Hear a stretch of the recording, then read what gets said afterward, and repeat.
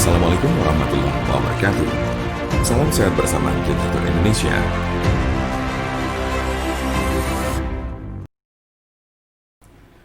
Penyakit stroke adalah penyakit yang terjadi ketika pasokan darah menuju otak terganggu atau sama sekali berkurang, sehingga jaringan otak kekurangan oksigen dan nutrisi. Dalam beberapa menit, sel-sel otak mulai mati. Penyakit ini merupakan kondisi yang dapat mengancam hidup seseorang dan dapat menimbulkan kerusakan permanen. Ada 3 jenis kondisi. 1. Stroke iskemik.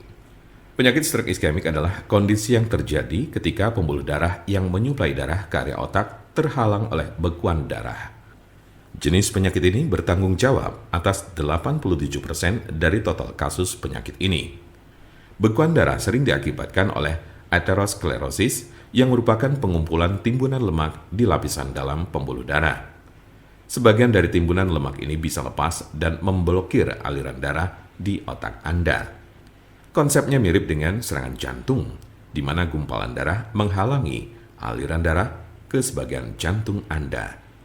Kondisi ini bersifat embolik, yang berarti bekuan darah berasal dari bagian lain di tubuh Anda dan kemudian berpindah menuju ke otak, lalu biasanya dari jantung dan arteri besar di dada bagian atas dan leher.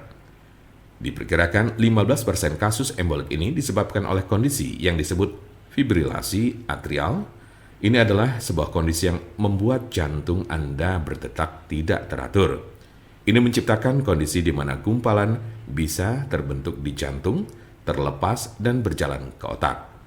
Bekuan darah yang menyebabkan kondisi ini tidak akan hilang tanpa pengobatan. 2. Stroke hemoragik. Penyakit stroke hemoragik terjadi saat pembuluh darah di otak mengalami kebocoran atau pecah. Stroke hemoragik menyumbang sekitar 13% dari total kasus penyakit ini. Kondisi ini berawal dari pembuluh darah yang melemah, kemudian pecah dan menumpahkan darah ke sekitarnya. Darah yang bocor jadi menumpuk dan menghambat jaringan otak di sekitarnya. Kematian atau koma panjang akan terjadi jika pendarahan berlanjut. Ada 2 jenis stroke hemoragik. Pertama adalah aneurisma yang menyebabkan sebagian pembuluh darah melemah hingga mengembang layaknya balon dan kadang pecah. Lalu lainnya adalah malformasi arteriovenosa, yaitu kondisi pembuluh darah yang terbentuk secara abnormal. Jika pembuluh darah semacam itu pecah, bisa menyebabkan stroke hemoragik. 3. Stroke ringan.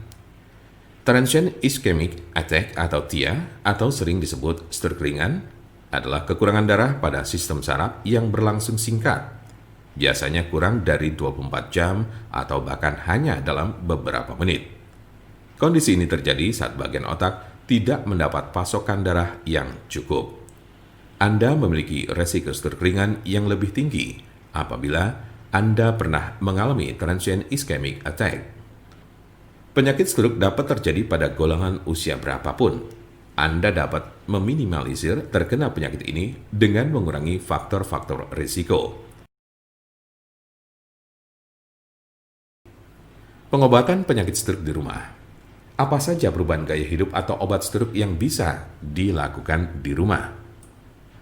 Berikut adalah gaya hidup dan perawatan obat stroke di rumah yang dapat membantu Anda mengatasi penyakit stroke.